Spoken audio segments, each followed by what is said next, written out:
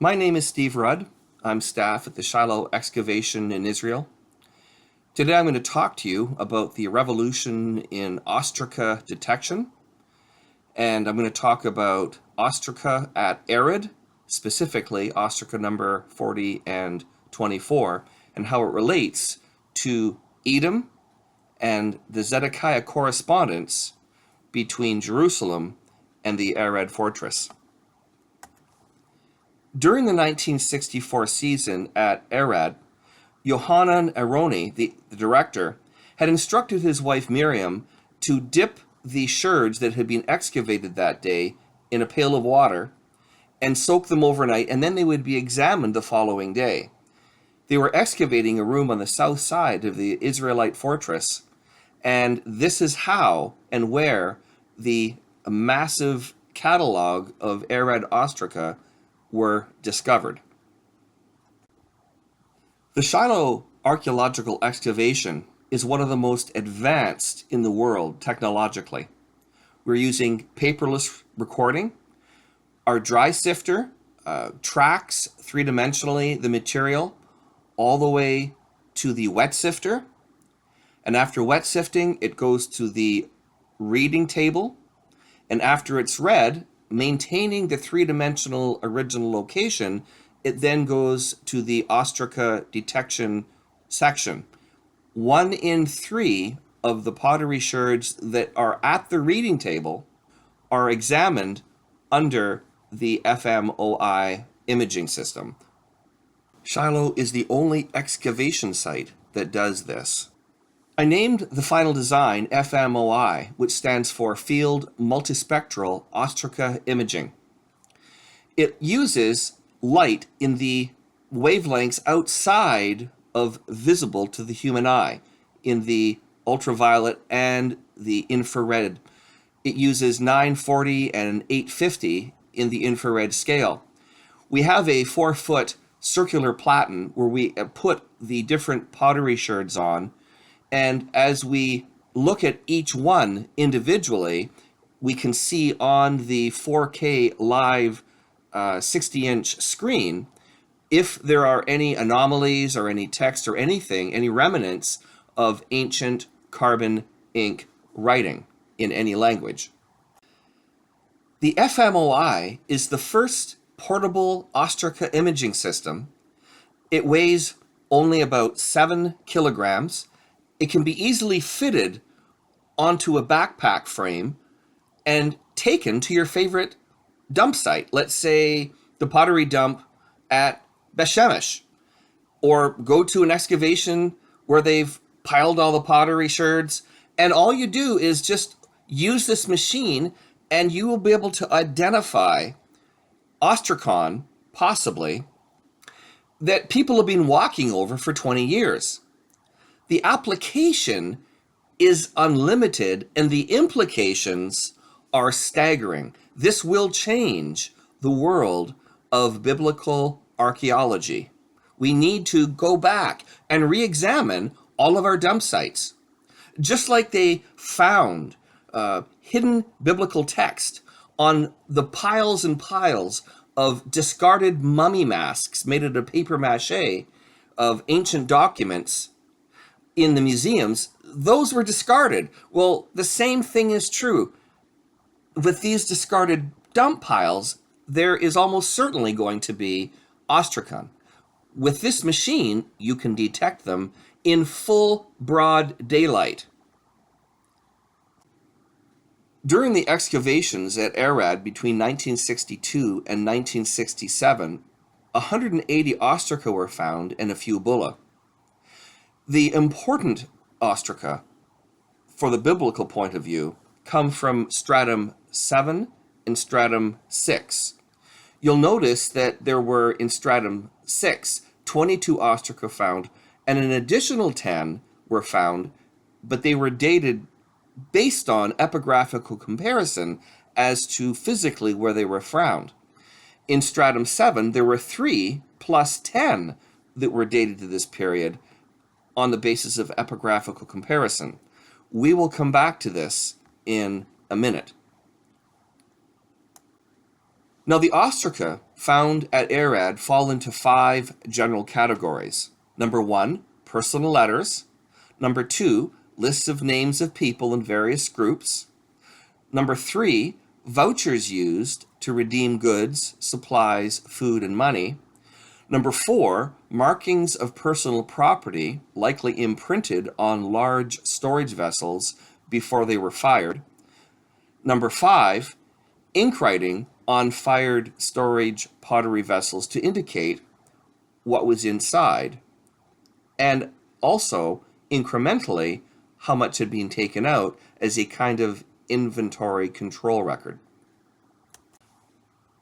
Of the 180 ostraca found at Tel Arad during the excavation seasons of 1962 to 1967, 4 were discovered that are of great importance to biblical scholars. The first one is Arad Ostracon number 88, where Pharaoh Necho appoints Jehoiakim king of Judah in 609 BC. The second one is Arad Ostracon number 18, which records how a man seeks asylum in the Temple of Solomon at Jerusalem. The third and fourth ostracon are Arad Ostracon number 40 and 24. These 2 record communications between the city of Arad and Zedekiah, who was the king of Judah, when Nebuchadnezzar attacked Jerusalem in 605 to 587 BC. These 2 ostraca provide evidence that the Edomites first moved from their historic Transjordan homeland into the Judean Negev in 605 BC, but not before. As we will see, Zedekiah orders troop reinforcements against the invading Edomites. We're going to look at a 5th ostracon, but it comes from Tel Ira, ostracon number 1, which is biblical Ramah Negev, and it has a short list of army commanders named who were working at the fortress at the time. We're going to spend the balance of our time closely examining 2 Arad ostracon, number 24 and number 40. Both were found in 1967 by Aroni. One was a surface find, and one was found in 3-dimensional excavation.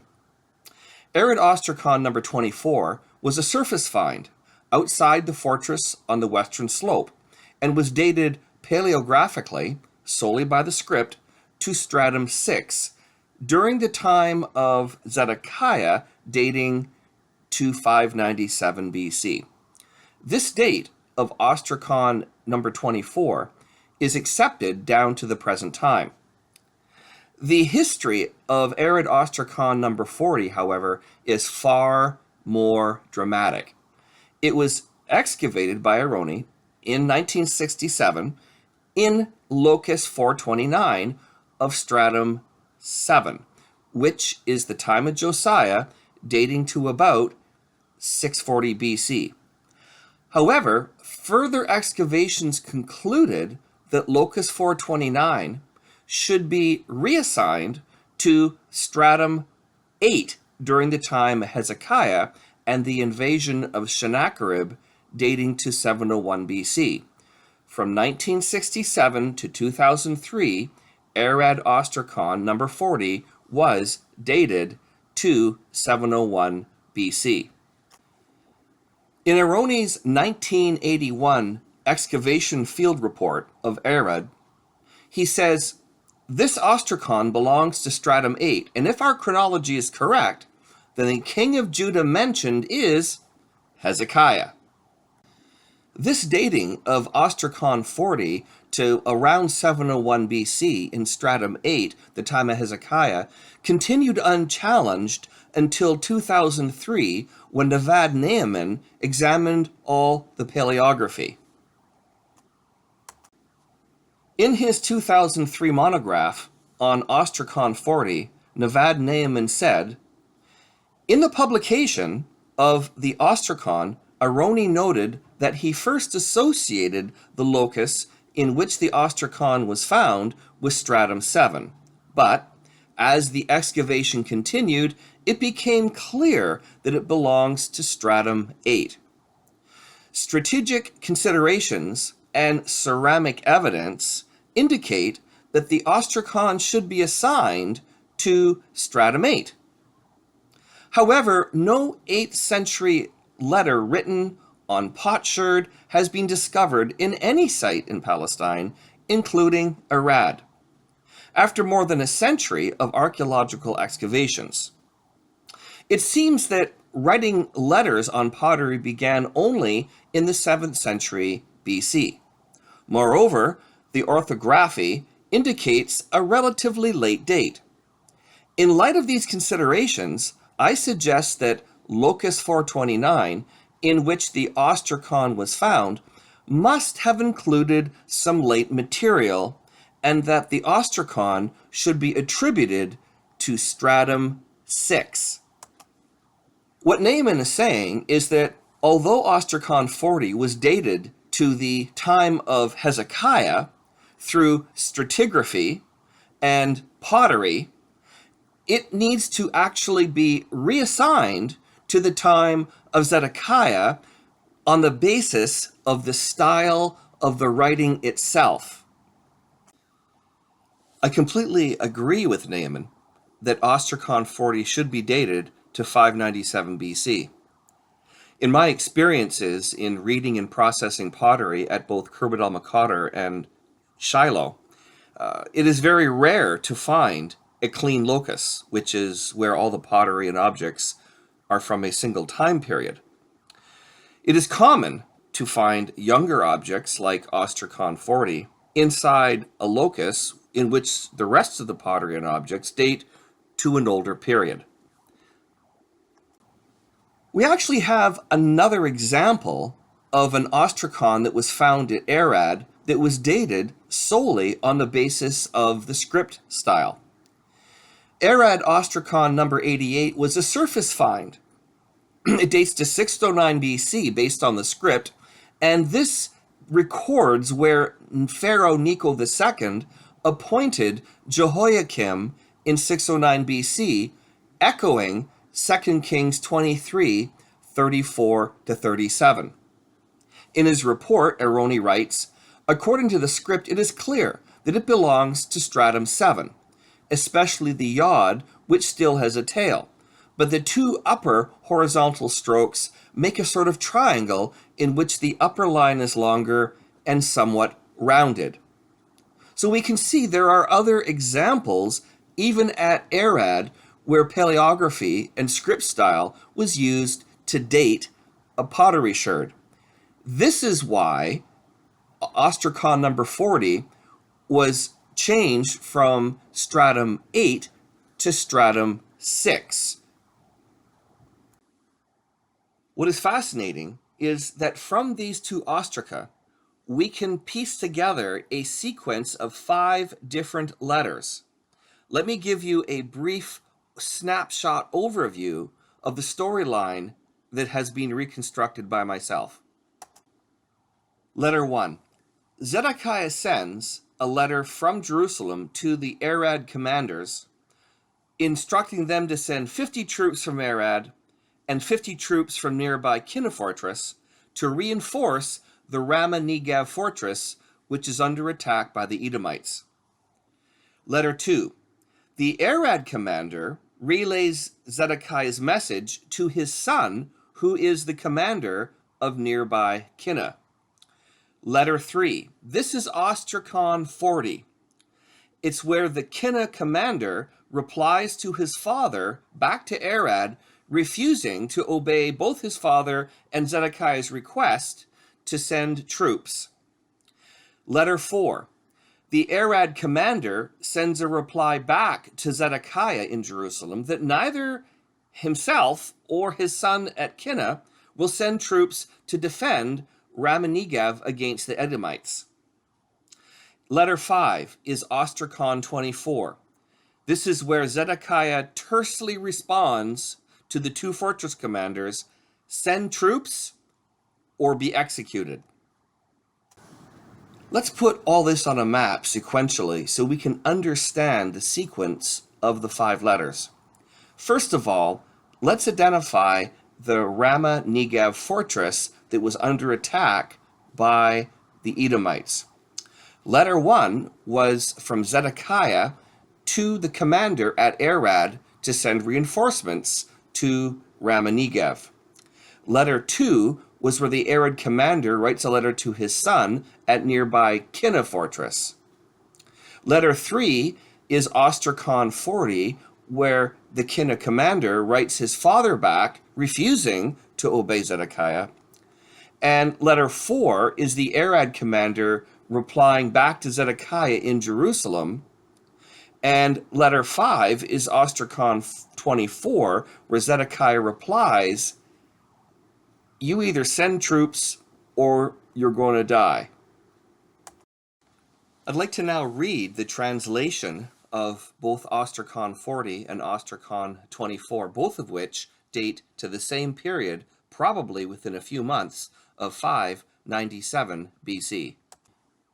First is Ostracon number 40. This was excavated in Stratum 7, reassigned to Stratum 8, and then redated back to Stratum 6 in 597 BC. It's a letter written by the commander at Kinna, by the 2 sons of the commander at Arad, whose name is Melchijah. This is my own composite translation derived from both Naaman and Aroni. It reads, "Your sons Gemariah and Nehemiah greet Melchijah. I have blessed you by Yahweh, and now your servant has listened to what you have said, and I have spoken to my Lord everything that the man requested. And Ashijah came from you, but I gave no man from them. And behold, you know about the trouble from Edom, that I gave them to my Lord before sunset. And Ashiah stayed in my house, and he asked for this letter, but I didn't give it. The king of Judah," that's of course Zedekiah, "should know that we are unable to send troops until the evil that Edom devises disappears." Here is the translation of Arad Ostraca 24 that I adapted from Aroni. It's from King Zedekiah in Jerusalem to the Arad fortress. On the obverse side, to Elishab, king, army, servant.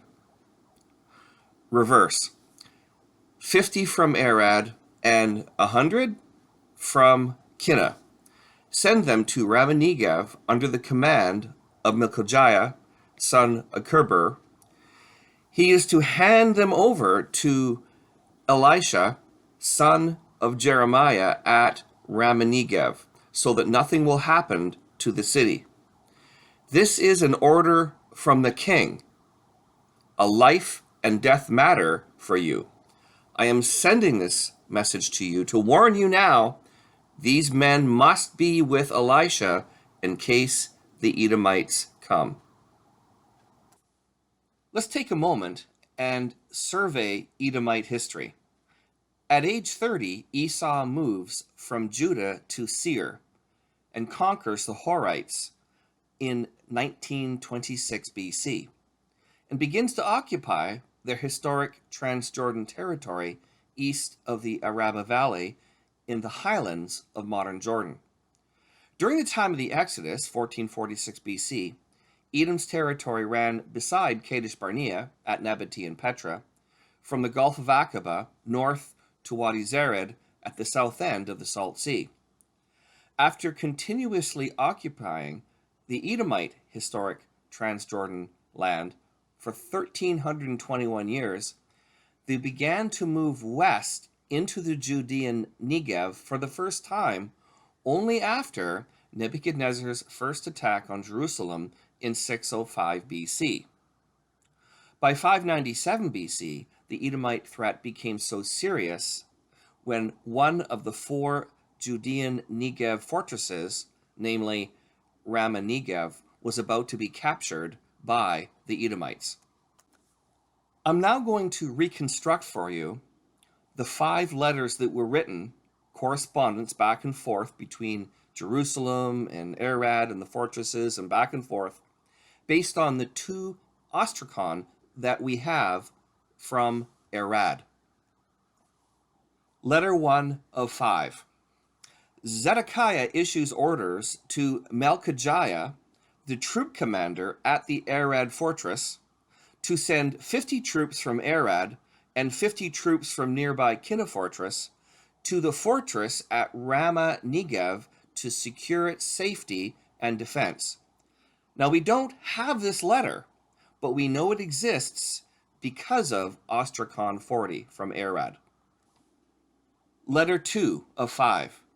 Melchijah, the commander of the Arad fortress, relays Zedekiah's instructions by sending a messenger named Ashijah to his son Gemariah, who is the commander of the nearby Kinna fortress. He says, send 50 troops to defend the Ramah Negev fortress from the Edomites. Ashijah, the messenger who brought the letter, asks to read the sealed letter, but Gemariah refused to let him read the private correspondence between the 2 fortress commanders. Again, we do not have this letter, but we know it exists based on ostracon 40. Letter 3 of 5. Arad ostracon number 40.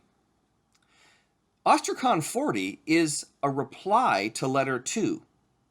Gemariah, the commander of the Kinna fortress, replies on ostracon 40 to his father, Melchijah, the commander of the Arad fortress, that he will not send reinforcement troops to Ramah Negev in defense of the Edomite attack.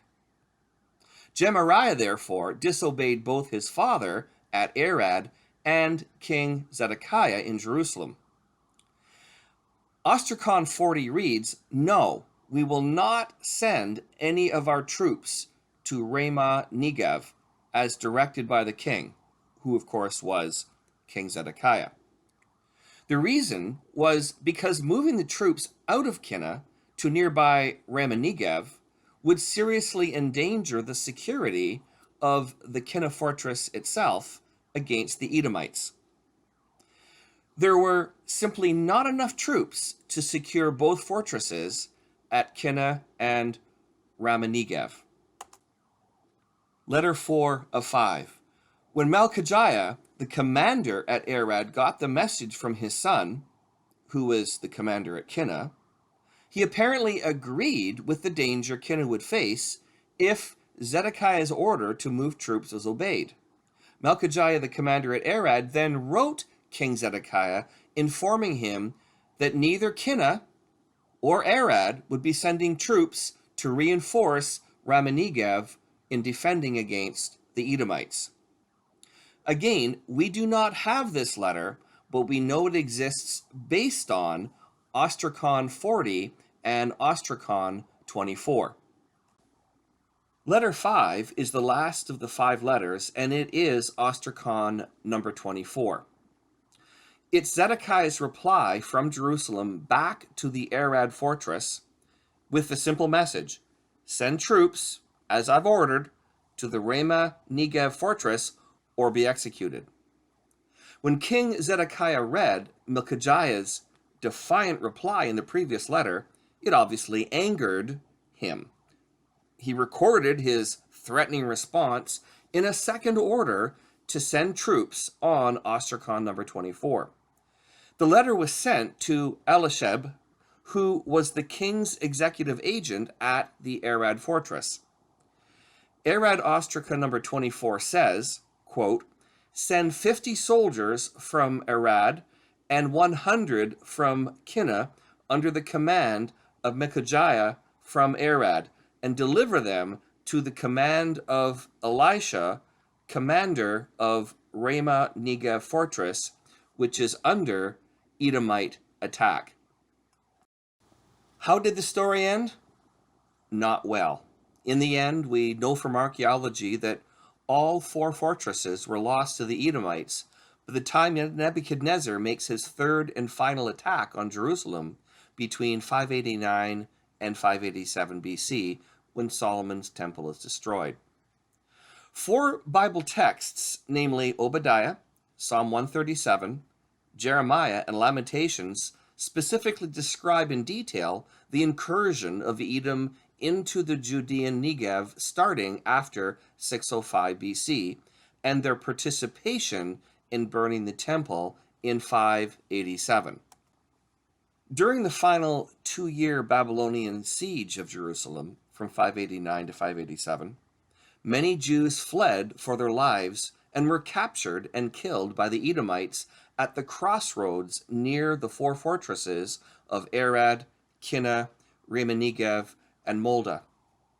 Just as Obadiah 14 says, quote, "Edom, do not stand at the fork of the road to cut down the fugitives," who are of course fleeing Jerusalem, "and do not imprison their survivors in the day of their distress."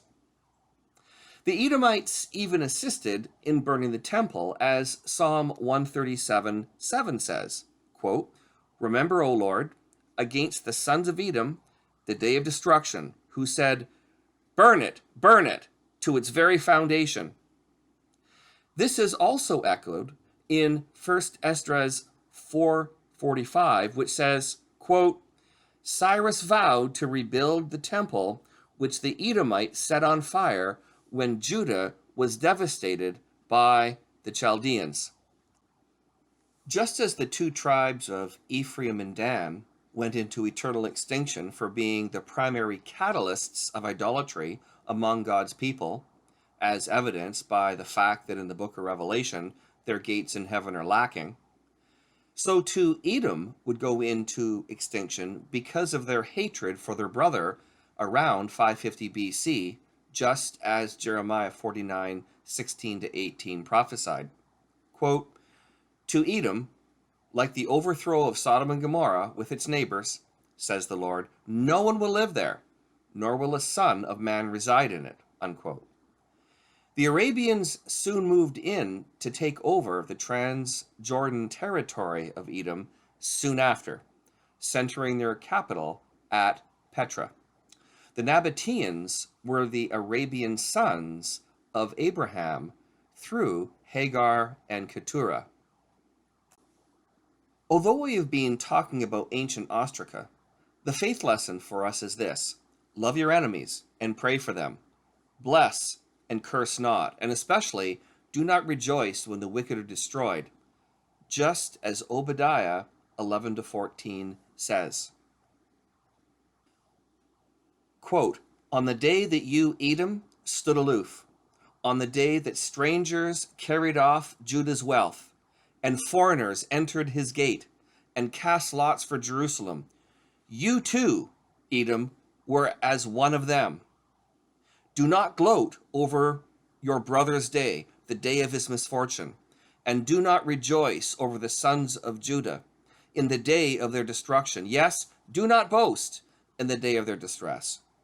Do not enter the gate of my people in the day of their distress. Yes, you, do not gloat over their calamity in the day of their disaster, and do not loot their wealth in the day of their disaster.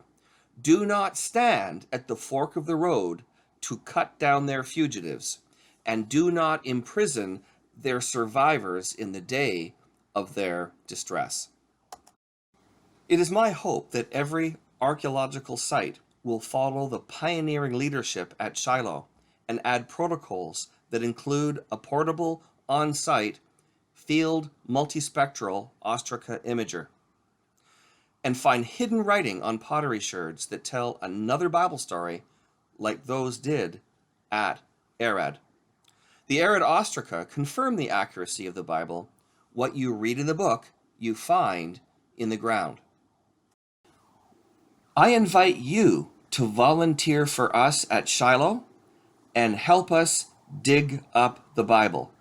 Just type in digshiloh.com and you can volunteer for the next excavation season in Israel.